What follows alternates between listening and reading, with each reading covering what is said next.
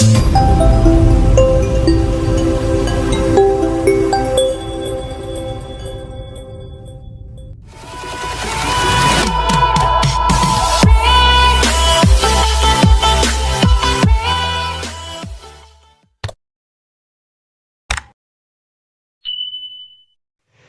cek 1 2, oke, masuk ya.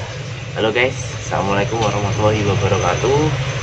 Sebelumnya perkenalkan, nama saya Ferly Kurnianda. Jadi saya itu mulai dari bulan Oktober tahun 2022. Sekarang udah 2024 ya, Oktober juga ya, berarti udah genap 2 tahun.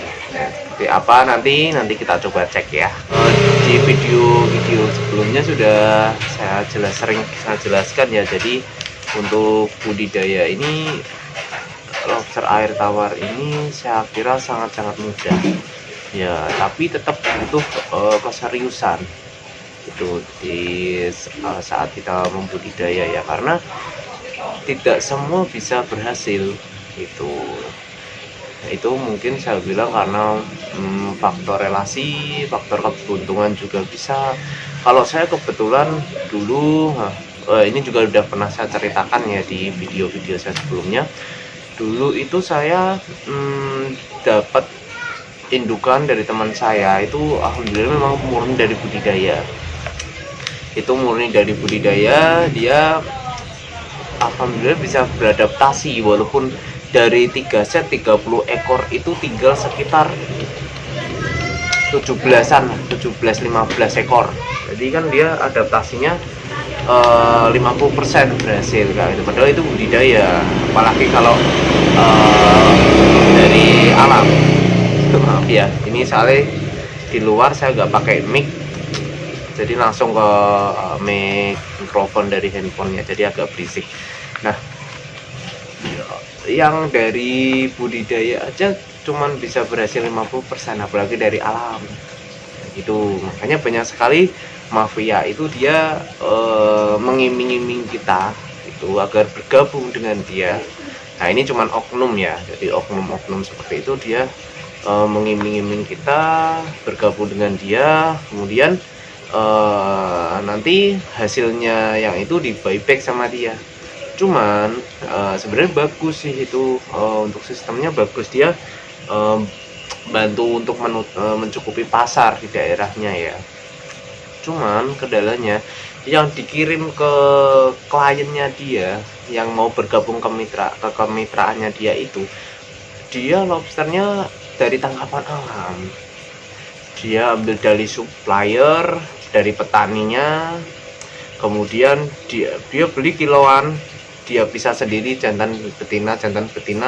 Dia ngejualnya set, pakai set-setan, 1 set 10 ekor, 4 jantan 6 betina kayak gitu. Padahal dia beli 1 kilo itu kalau alam ya, alam itu bobotnya itu ringan, saya rasa ringan. Saya pernah nimbang, jadi size-nya sama dari alam dan budidaya itu, dia bobotnya lebih berat yang budidaya, seperti itu ya. Jadi entah kenapa memang mungkin sebagian bisa ada yang hidup dari alam. Saya nggak bilang semua itu dari alam pasti gagal, enggak. Nyatanya rekan-rekan saya, teman-teman saya itu pada berhasil dia pakai alam ya gitu. Nah, nanti suatu saat saya ajak ke kolamnya ya, nanti kita belajar bareng. Kondisi kolam saya tuh mungkin masih sama ya seperti dulu itu. Saya mulai dari satu kolam utama, kemudian ada rezeki sedikit, saya belikan lagi terpal,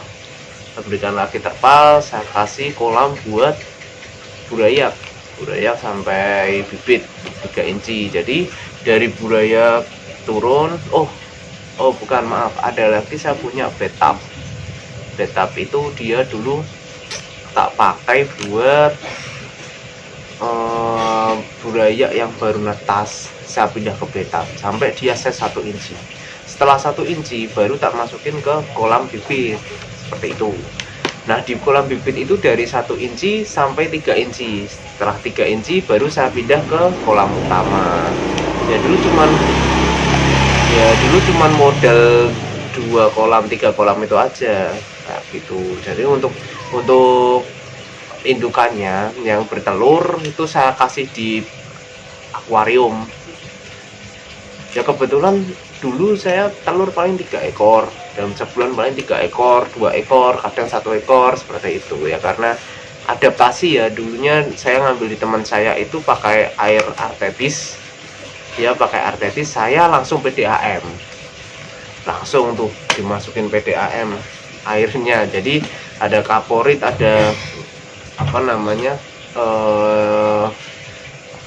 mungkin ada zat-zat yang beracun untuk lobster ya, karena kaporit itu sangat beracun buat lobster. Nah, mungkin dia adaptasinya yang agak susah, akhirnya meninggal. Cuman alhamdulillah sampai nggak ada 1 tahun itu mereka udah berhasil adaptasi seperti itu. Untuk sekarang langsung airnya jadi dari PDAM langsung saya taruh ke kolam utama langsung. Jadi nggak perlu takut, ya perlu diendapkan dulu, nggak perlu dikasih obat anti klorin, atau mungkin nggak perlu diairasi dulu seperti itu. Nah di setelah berjalan beberapa bulan, kolam saya upgrade lagi nih yang kolam bibit nih. Soalnya gini, untuk kolam bibit dari 1 inci sampai 3 inci itu pasti butuh waktu yang sangat lama, nah, gitu. Biasanya sekitar 5 bulanan, 6 bulan, atau mungkin sekitar 4 sampai 6 bulanan ya, karena itu kolam saya cukup kecil dan itu cukup padat saat itu. Nah banyak sekali yang dikanibal karena ya memang jadi satu kayak gitu, kolamnya tuh jadi satu. Udah ya, yang awalnya 1 inci ditebar 100-200 ekor, jadinya besarnya cuma paling 20 seperti itu. Nah kemudian saya ada rezeki, saya upgrade, saya bikinkan kolam tingkat, udah itu juga saya bikin sendiri, nggak pakai jasa dari luar. Jadinya agak lama karena saya juga pulang kerja saya cicil bikin waktu malam itu, pulang kerja bikin sampai 6 bulan baru jadi. Tuh 6 bulan jadi, baru mulai cycling pakai pompa dari kolam bawah ke kolam atas seperti itu. Nah waktu itu kebetulan di atasnya lagi itu saya masih ada lahan sedikit, itu dibikin kolam sekalian sama bapak saya. Jadi sekalian tak tambahin lagi, jadi ada 1 kolam susun ada 4 kolam, kemudian 1 kolam utama, terus 1 kolam bathtub. Yang bathtub itu yang dulu 1 inci sekarang tak jadiin media chamber buat filter biologis, buat rumah bakteri sama buat filter pH buffer. Jadi ada karang jahe sama batu apung di dalamnya, full itu 1 bathtub full saya isi itu semua itu. Nah kemudian di kolam saya yang budayak itu yang seperti biasa sih, yang paling atas itu saya kasih budaya. Jadi prosesnya dari betina itu bertelur, kemudian kita karantina di dalam akuarium atau di dalam box styrofoam atau di dalam bak-bak kecil, ember-ember kecil seperti itu saya biasanya estimasi 2 bulan baru turun semua seperti itu ya. Kalau realnya netes ya paling 40 hari kayak gitu. Cuman di lapangan di tempat saya itu 2 bulan baru turun semua. Kalau 2 bulan dia nggak mau turun, biasanya baru tak bantu, tak kopiok seperti itu. Nah, setelah turun dari situ, betinanya saya masukkan lagi ke dalam kolam utama. Yang burayanya itu langsung saya pindah ke kolam paling atas. Nah, itu paling atas itu khusus buat buraya. Nanti sampai 1 bulan kita sortir. Ada yang 2 inci masukkan di 2 inci itu, terus yang tetap 1 inci ya dimasukkan ke kolam 1 inci. Nah, itu yang masih kecil-kecil belum ada 1 inci tetap sama suka di kolam buaya, tetap biarin di situ. Nah, gitu. Oke, terus setelah disortir seperti itu, nanti kembali lagi ya prosesnya seperti itu. Prosesnya yang intinya tiap bulan kita lakukan penyortiran, terus sama sipon. Kalau saya cukup sipon kotorannya sih, nggak sampai tak kuras total, karena sebenarnya bagus dikuras total, bener-bener bersih, air baru ya.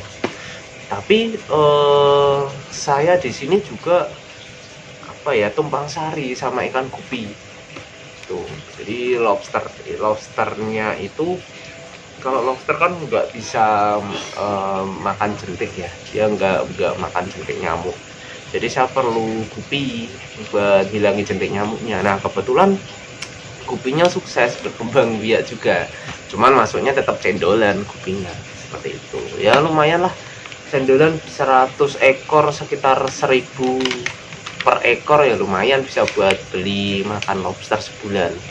Jadi bisa saling melengkapi ya. Minimal sebulan panen 100 ekor kita setorkan ke toko ikan.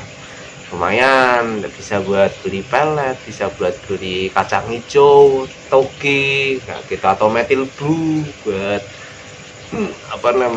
lobster yang karantina. Jadi saya kasih methyl blue dulu sih biar gak stres. Besok untuk video-video mendatang saya bikinkan videonya untuk tutorialnya kayak gitu. Dengan 6 kolam di tempat saya itu sebenarnya belum bisa menutup pasar konsumsi di daerah saya. Itu sempat dulu saya ambil supplier dari alam. Kebetulan juga kolam yang atas itu saya desain seperti biotop. Jadi saya bikin kolam yang menyerupai habitat alamnya biar dia nggak begitu stres. Yaitu saya kasih tanaman-tanaman, ilalang-ilalang, terus enceng gondok, terus tanaman hibrida seperti itu, tak masukin semua di situ. Jadi dia nggak begitu stres. Terus kemarin saya nyuplai dari petani ya. Jadi saya ambil dari petani lobster alam. Ya alhamdulillah nggak ada kematian yang drastis sih. Dalam waktu kemungkinan sekitar 2 sampai 1 bulanan itu mati cuma 5 paling dari sekian banyak lobster ya, alhamdulillah ya. Terus kemudian dari customer saya yang beli untuk konsumsi ya, itu saya coba campur yang dari budidaya. Saya suruh masak bareng, suruh mencicipi, saya suruh bedain ya.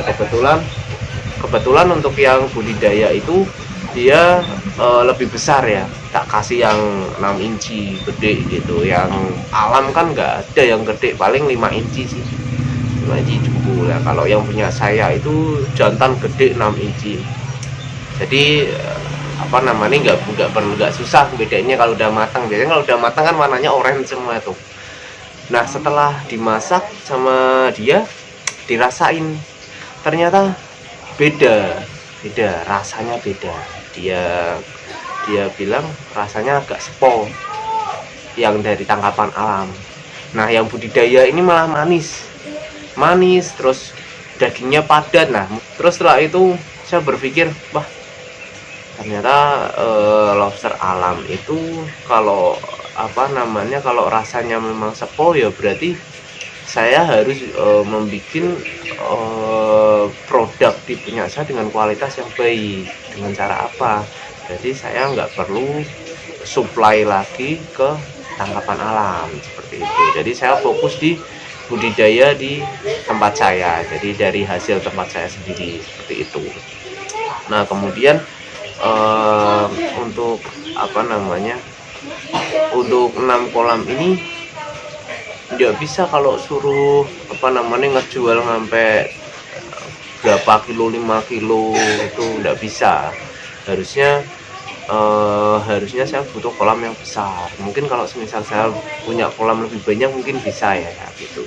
Nah terus gimana antisipasinya? Akhirnya saya kebetulan alhamdulillah ada saya ditemukan sama beberapa temen ya. Nah, beliau itu baru mulai budidaya masih sebulan, ada juga yang udah lama gitu ya. Mereka datang ke sini kan berminta dengan saya, akhirnya dengan ini saya bisa apa namanya bisa mengambil peluang ini. Nah ini di sini ini ada kesempatan buat kita itu bisa menutup pasar. Beliau itu Pak Adi ada di Gedung Batu, ada Pak Adi, Pak Agus, Pak Yo, kemudian Pak Budi. Nah itu ada di Jerobang. Nah nanti coba kita main ke sana ya. Jadi, memang saya ingin menunjukkan bahwasannya konten saya yang Belvana Farm ini saya rubah jadi Latjaba Farm. Jadi masih saya yang itu ya, pemilikannya tetap saya gitu. Jadi nggak dijual atau nggak di itu ya.